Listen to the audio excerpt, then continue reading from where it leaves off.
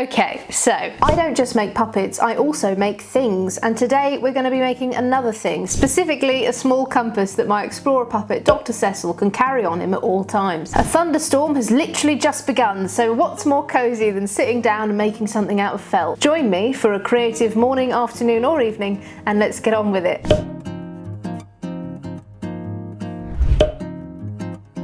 Now this is how I got into sewing. Felt making is just the bee's knees. You've got cheap fabric here, you can get lots of it as well, all different colours, and it's so much easier to deal with felt than it is to deal with proper materials. So this is a really good starting point if you've never sewn before and you just want to get some skills developed before you begin puppetry, if puppets seem a bit daunting to you. I've also got, not sponsored, I'm not that popular, but I've got some great recommendations for first books if you are looking to learn how to sew for the first time. Jeanette Lim is an absolute wonder horse, and she's made these two books here full of really cool felt patterns, not just your bog standard little purses and bags.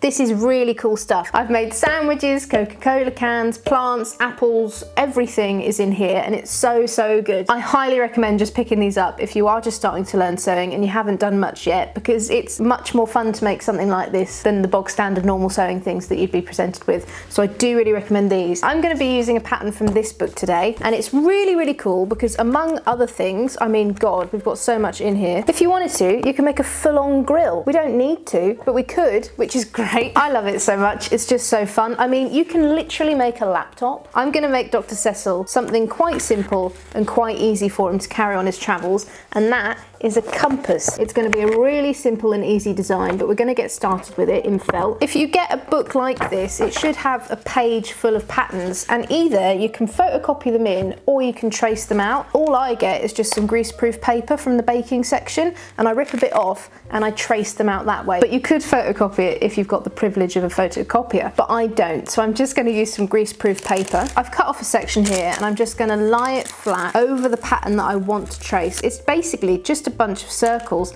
and a long line that's going to go around the edge. Really simple for you to recreate if you don't have access to this at the moment. So I'm just going to go around as carefully as I can and trace out these lines here, and then I shall cut them out and rejoin you. Okay, so I've got my patterns here, really easy, really simple, and now we get to pick my favourite part, what colours we're going to be using today. I think I'm going to go with a cream for the top because I want it to be nice and light so you can see it. Because he's a nature lad, I think green is going to work really well. So we've got cream for the top and green for the bottom, and then we've got those little pointy things that are going to be on the face of it, and I want one of them to be red because that's a classic. I don't have a dark blue because I don't like it but I'm going to use instead this poppy mango-y yellow. So I've got the back of my felt here, and the way I can tell that it's the back of my felt is usually it will come with a sticker that's on the back. So make sure when you draw your pattern out that you're doing it on the side that our sticker is on. I'm not going to use a Sharpie to draw out my pattern because sometimes it can bleed out on felt really easily.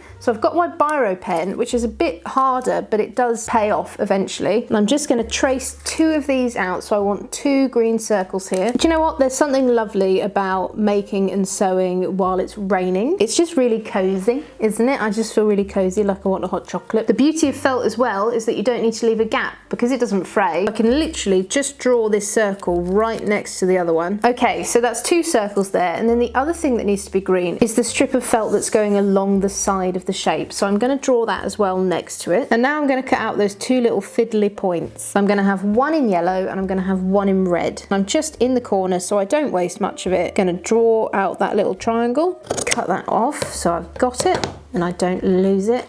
And then we'll cut out the same in red. I've done that one, and now I'm going to do one white circle, and this white circle of the pattern is just the teensiest bit smaller than the circle I used for the green stuff, so it can have like a nice little outline of green as it's on the top. And I think that triangle is a bit too pointy, so I'm going to cut the end off a little bit, and then I'm going to place them down so I can get a little sense of where I want them. The pattern does call for a little dot in the middle to connect these bits, but I like to embellish, so I'm going to use a sequin when the moment comes. So what I'm going to do first is I'm going to start by sewing all this together and decorating it with the lines of a compass, and then I'm going to connect it all together. And I'm going to start by putting some fabric glue on the back of these triangle things so it gives it a little chance to solidify while we work. I'll put something here, but you can see how a compass has that sort of star thing. It's got the cross and then it's got the bits the bits going around it. So I'm going to add those, and the way I'm going to do that is with black thread folded over twice so it gets a little bit of thickness. I'll just put some glue on these little triangles so they can set, and then I'll embellish the white bit. So I've got my piece of thread that I've folded over into 4 lines, and I've put it on my needle here, and now I'm going to sort of make that star shape, and I'm going to go straight as possible upwards and put the needle through. So we've got 1 line here, and I'm going to rinse and repeat for the whole star shape. Okay, so from the best of my memory, it's a shape roughly like this, and what I'm going to do now with the same method is try and do little letter shapes. I'm just going to try my best to make an N shape. You could just draw on an N, but I quite like the look of it all being stitched. There we go, a little N like that, and then I'm going to do the same for the rest, and I'm going to have to look up which one's east and which one's west, because I do get confused even though I come from the east. It's never eat shredded wheat, I think. We're just going to go on vibes. I'm not going to Google it. So I'm just trying my best to make the letter as tangible as possible. It's not going to be amazing. This is it.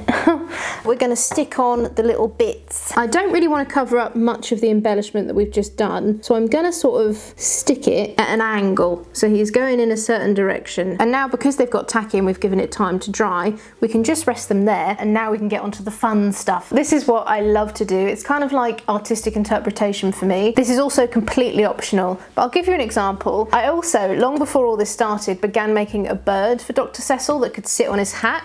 So I've got the little body here with his little eyes, and what I've also done is I've started to make some wings for him, but I've embellished them.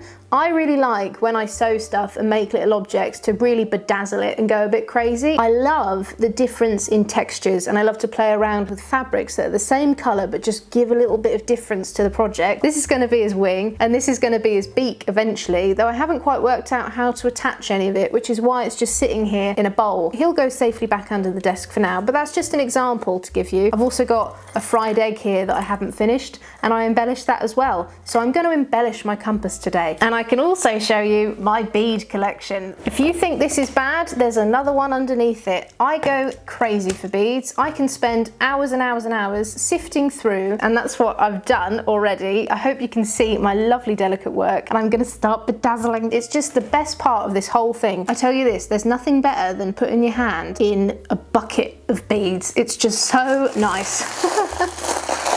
And I'm going to begin by getting the thinnest needle I own. It's much easier if you do this with a thin needle, if you want to do this at all, because some of the beads that I've got are really, really little and they won't go over a thicker needle. So it's always best to have a really thin needle on hand if you can. I'm going to start with yellow here, and I've got a pretty good colour match, I would say, so I'll go with that. We don't need much at all because the shape that we're going to bedazzle is really small. And what I'm going to do first is I'm going to attach a little sequin in the centre for the dial of the middle of the compass. I'm just going to play around. I've got no plan. I'm just going to see what works. It's all about texture and it's all about different options. That's what I really love. I'm going to get a sequin that I like the look of. Or maybe should it be a button? Oh, it could be a button. Yeah, it's going to be a button. Okay, I'm going to use a button for the center because the pattern did come with a little dot that you put here to connect these 2 bits together, but I'm just going to put a button over it because I just think that'd be more fun. And I've chosen a green one so it can tie back into the body of the compass, and I'm just securing that button on. It looks a bit more rustic this way, and I think that would suit Dr. Cecil more. My button is secure and the middle is on, and I'm now going to start bedazzling the yellow point. And all I'm going to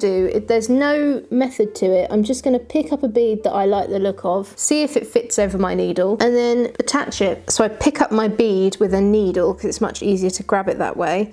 I'm just sending it down and then just literally sewing it on, just in and out. You don't need very many because this shape isn't going to allow for very many. So that's the yellow done. It's not much at all because I couldn't fit much on there, but believe me, I fit as much as I could fit on it. And now I'm going to switch to red thread and do the red side. It's looking so cute so far. So I've got my red thread here, and I'm going to now do the same on this side. Really simple, really easy. We've embellished the top of it. Now the next step of our compass creativity is to get this banner here, that long piece that we cut out, and secure it around the edges so that we can make a compass shape. You see the green underneath the white that we secured? I'm going to attach it to that and back through again. I'm going to completely ignore the white bit because I want the seam to go underneath it, and I'm just going to go all the way around until she's secure. And now we've met here where it ends, I'm just going to connect it to the next bit of felt. Something like this made of felt that you can just have fun with is a really good way to get those skills chugging along. So I do really encourage you, if you are a bit nervous and you do want to create something, pop to Hobbycraft, buy loads of little bits of felt and see what you can make. It doesn't have to be something intricate, but just see what you can come up with. So now I've gone around all the edge here, I'm just going to meet back up in this little bit where these two need to meet and stitch that together. Alright, so now I've reached the bottom of this side bit here to connect it, and the next step is to get our other green circle here and sew it to the bottom, but I'm not going to stitch around all the way because it does need to be stuffed to make it a little bit more plump. So I'm just going to get some more stuffing from here, but whatever you've got to fill it will be perfect. I also need to figure out how to make binoculars for Dr. Cecil. I don't know how to make binoculars and I don't have a pattern for that, so we're going to have to figure that out together. Okay, so I've gone around the bottom as much as I can, but I have left a little gap and I'm going to be filling that in with stuffing later.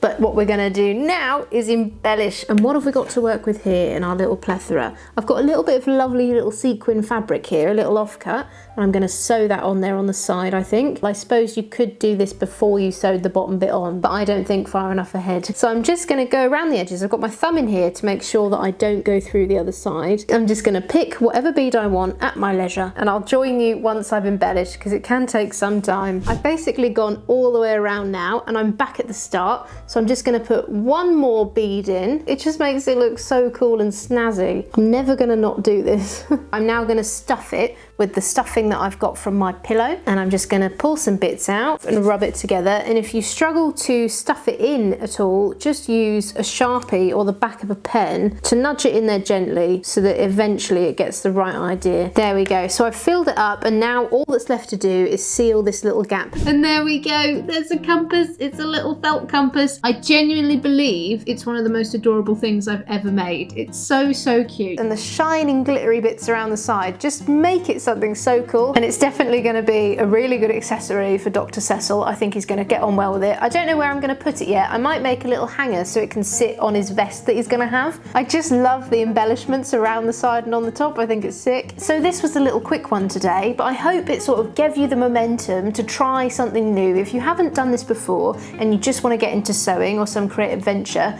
buying felt and making something with it. It's how I started and it's how I grew my skills to become this now. So please do begin. If you feel too nervous, it's absolutely a-okay, and you can make really cool stuff with felt, and it's so cheap. And if you feel like a little bit of bedazzling, get yourself some beads and go nuts. If you are here to just chill out creatively or to try something new, please subscribe and ring that bell so you can see when we next upload a new video. I hope you enjoyed yourself, and I hope you have an amazing weekend, and I shall see you in the next one. Goodbye.